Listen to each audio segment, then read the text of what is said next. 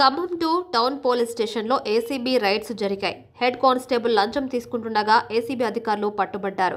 కోటేశ్వరరావు ఖమ్మం 2వ పట్టణ పోలీస్ స్టేషన్లో రైటర్గా పనిచేస్తున్నాడు.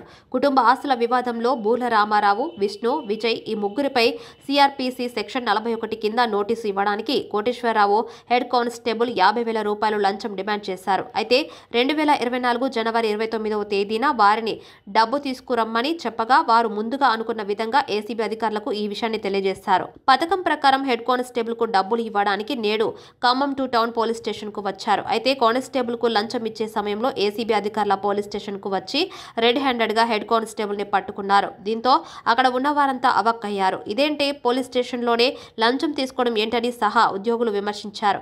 ఏసీబీ ప్రత్యేక కోర్టులో హాజరుపరిచి రిమాండ్ కు తరలిస్తామని ఏసీబీ అధికారులు తెలిపారు. ఈ సందర్భంగా ఏసీబీ అధికారి రమేష్ మాట్లాడుతూ ఏసీబీ చాలా నిబద్ధతతో పనిచేస్తుందని, ప్రభుత్వ కార్యాలయాల్లో పని చేయించుకోవాలి అంటే లంచం ఇవ్వాల్సిన అవసరం లేదని అన్నారు. ఎవరైనా లంచం అడిగితే అవినీతి నిరోధక శాఖ అధికారులను సంప్రదించాలి. అధికారులు 24 గంటలు అందుబాటులో ఉంటారని అన్నారు. నా పేరు రమేష్ అండి, నేను ఏసీబీ ఇక్కడ ఈరోజు ఏసీబీ రైట్స్లో ఖమ్మం 2 టౌన్లో పనిచేస్తున్నటువంటి కోటేశ్వరరావు హెడ్ కానిస్టేబుల్ రైటర్గా ఇక్కడ వర్క్ చేస్తున్నాడు. అతను ఈరోజు బ్రైబ్ అమౌంట్ 50,000 తీసుకుంటూ ఏసీబీ స్టాఫ్కి రెడ్ హ్యాండెడ్గా దొరికిపోయాడు. దీనికి సంబంధించిన విషయం ఏంటంటే, ఈ పోలీస్ స్టేషన్లో ఒక ఫ్యామిలీ డిస్ప్యూట్ సంబంధించి చీటింగ్ కేసు ఒకటి రిజిస్టర్ అయింది, క్రైమ్ నెంబర్ 275 అది. దానికి సంబంధించి ఆల్రెడీ ఇన్వెస్టిగేషన్ నడుస్తుంది. దానికి సంబంధించి వాళ్ళు నోటీసులు ఇవ్వాలి అక్యూజులకి. హైకోర్టు కూడా నోటీసులు ఇవ్వమని చెప్పింది. అటు నోటీసులు ఇవ్వడానికి గాను ఆ స్టేషన్ రైటర్ తన సొంత ప్రయోజనం కోసం వాళ్ళని పెద్ద అమౌంట్ డిమాండ్ చేసి ఈరోజు 50,000 రూపీస్ ఆ కంప్లైంట్ దగ్గర నుంచి ఎవరికైతే నోటీసులు తీసుకోవాలో వాళ్ళ దగ్గర నుంచి 50,000 ఈరోజు తీసుకుంటాగా ఏసీబీ రైడ్ చేసి రెడ్ హ్యాండెడ్గా పట్టుకుంది. అతను మేము కోర్టుకు ప్రొడ్యూస్ చేస్తున్నాం. అతని కలర్ టెస్ట్ కూడా చేయడం జరిగింది. కలర్లో కూడా చాలా పింక్ కలర్ వచ్చింది. ఇది పాజిటివ్ టెస్ట్.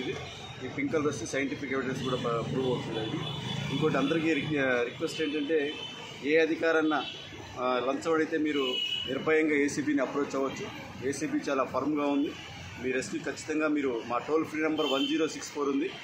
ఈ టోల్ ఫ్రీ నెంబర్కి మీరు ఫోన్ చేస్తే మేము ఖచ్చితంగా ఎనీ టైము 24/7 అందుబాటులో ఉంటుంది ఈ నెంబరు.